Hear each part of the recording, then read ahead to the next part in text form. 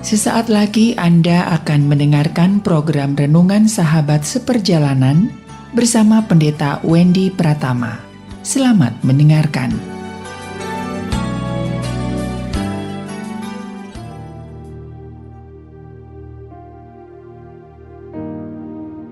Selamat berjumpa kembali dalam layanan audio Sahabat Seperjalanan. Hari ini adalah hari Senin 3 April 2023. Tema renungan saat teduh kita dengan judul Mengadili Orang Baik. Mengadili orang baik. Firman Tuhan terambil dalam Kisah Rasul pasal 25 ayat yang ke-6. Festus tinggal lebih daripada 8 atau 10 hari di Yerusalem. Sesudah itu ia pulang ke Kaisarea. Pada keesokan harinya ia mengadakan sidang pengadilan dan menyuruh menghadapkan Paulus. Mari kita berdoa. Bapa yang di dalam sorga, di dalam dunia ini kami melihat bagaimana orang jahat lepas daripada pengadilan, namun justru orang baiklah yang diadili, khususnya dalam hal ini adalah Paulus. Kami mau belajar kebenaran firman Allah. Dalam nama Tuhan Yesus kami berdoa, amin. Shalom sahabat seperjalanan yang dikasihi Tuhan. Kalau berbicara tentang tema yang sudah kita dengar tadi, mengadili orang baik, ini adalah tema yang kita tidak bisa diterima. Tentu yang namanya mengadili adalah mengadili orang jahat, mengadili penjahat, mengadili perampok, mengadili koruptor, mengadili pembunuh, mengadili mereka yang merusak kehidupan masyarakat. Namun Paulus diadili, diminta oleh Festus. Festus adalah gubernur Romawi yang ada di Yudea, yang menuduh Paulus untuk membuat dia menjadi seperti gila. Catatan seperti demikian. Festus adalah sama dengan pejabat-pejabat pada umumnya.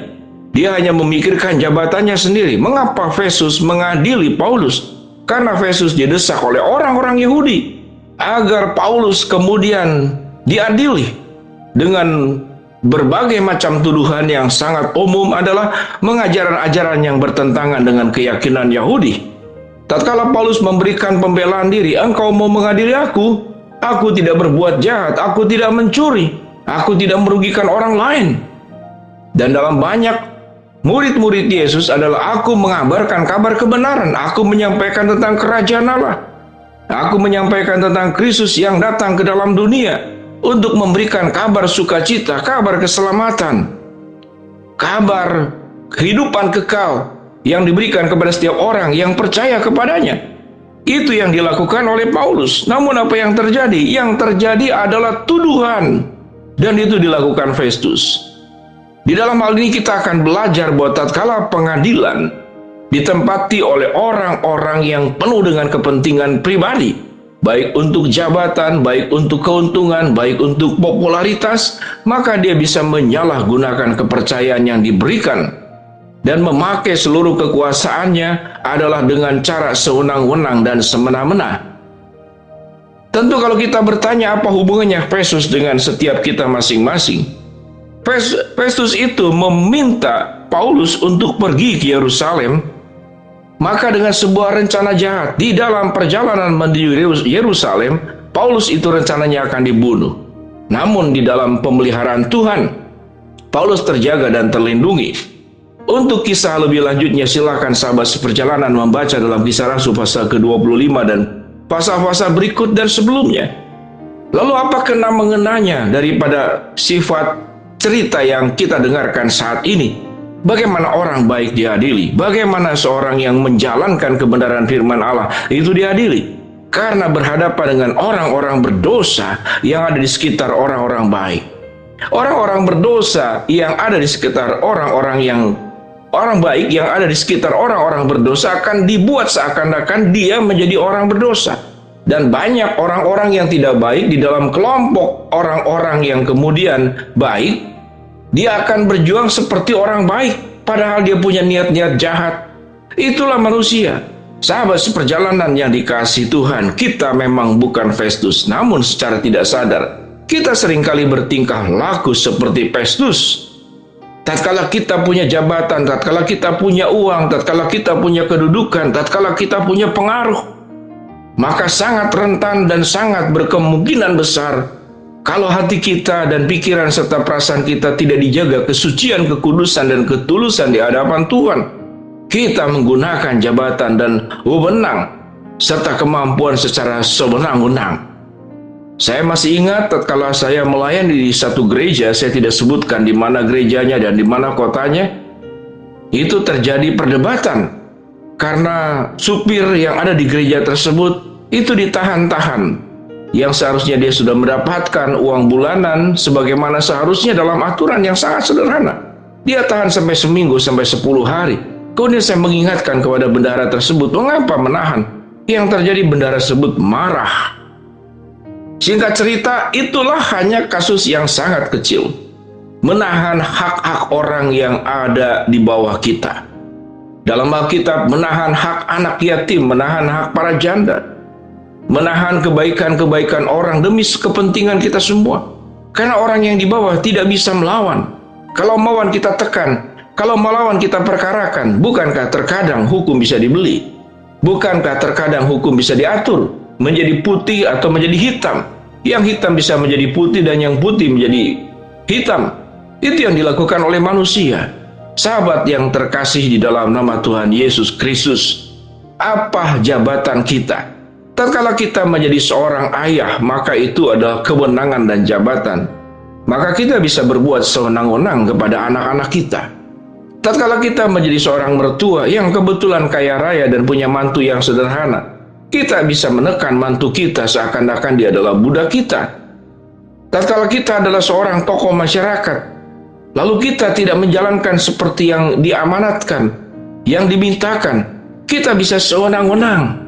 Kita bisa menekan masyarakat. Itu terjadi dari semenjak peradaban manusia yang sesudah jatuh dalam dosa, kesewenang-wenangan. Yusuf yang ditekan oleh kakak-kakaknya, itu adalah kesewenang-wenangan. Dan ada banyak kasus kesewenang-wenangan yang terjadi, yang kemudian juga terus berlanjut sampai saat ini, bahkan sampai kepada akhir zaman. Dengan demikian sahabat seperjalanan, ingatlah baik-baik bahwa tatkala kita mencoba untuk mengadili orang lain, kita ingin menghukum orang lain, ingin berbuat sewenang-wenang kepada orang lain siapapun dia. Bahkan guru pun banyak yang sewenang-wenang kepada murid. Dosen yang sewenang-wenang kepada siapa? Yaitu kepada mahasiswanya. Dokter yang sewenang-wenang karena pasien dianggap tidak mengerti masalah kedokteran. Sewenang-wenang, dibuat sedemikian rupa. Saya seringkali berpikir, dan semoga ini bukanlah sebuah hal yang perlu diperdebatkan panjang. Namun di zaman terdahulu orang melahirkan itu banyak melahirkan secara normal. Namun saat sekarang banyak ibu-ibu yang kemudian mencari melahirkan secara sesar. Kalau memang harus sesar, maka lakukanlah melahirkan secara sesar. Namun kalau sesar menjadi bagian yang dicari karena keuntungan, karena menanti kelahiran seorang ibu secara normal, itu tentu merepotkan dokter, waktu yang harus berjaga 24 jam. Saya tidak menyalahkan dokter, namun bahwa kejahatan bisa terjadi di semua aspek dalam kehidupan ini. Ada mahasiswa kemudian ditekan sedemikian rupa karena memang dosennya itu ya sentimen kepada mahasiswa ini. Saya kenal seseorang, dia seorang anak yang baik, tapi kemudian dia berani mengkoreksi kalau dosennya kemudian mengajarnya keliru. Ada rasa sakit hati yang timbul di sana.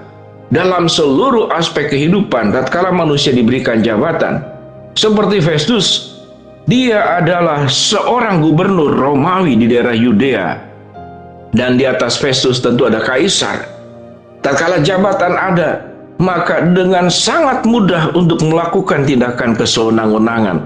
Mari kita berhenti, jangan sampai mengadili orang baik, karena waktu kita mengadili orang baik, kita sedang berhadapan Tuhan yang akan mengadili kita. Kita berdoa. Bapa yang di dalam surga, hamba berdoa sahabat-sahabat seperjalanan yang sedang sakit, Tuhan jamah sembuhkan. Sahabat seperjalanan yang sedang menghadapi masalah, Tuhan bukakan jalan. Sahabat seperjalanan yang sedang berdoa mengharapkan sesuatu, Tuhan kabulkan dengan cara dan waktunya Tuhan. Dalam nama Tuhan Yesus kami berdoa. Amin. Shalom sahabat seperjalanan, ingat pengadilan yang tertinggi adalah Tuhan yang akan mengadili kita semua.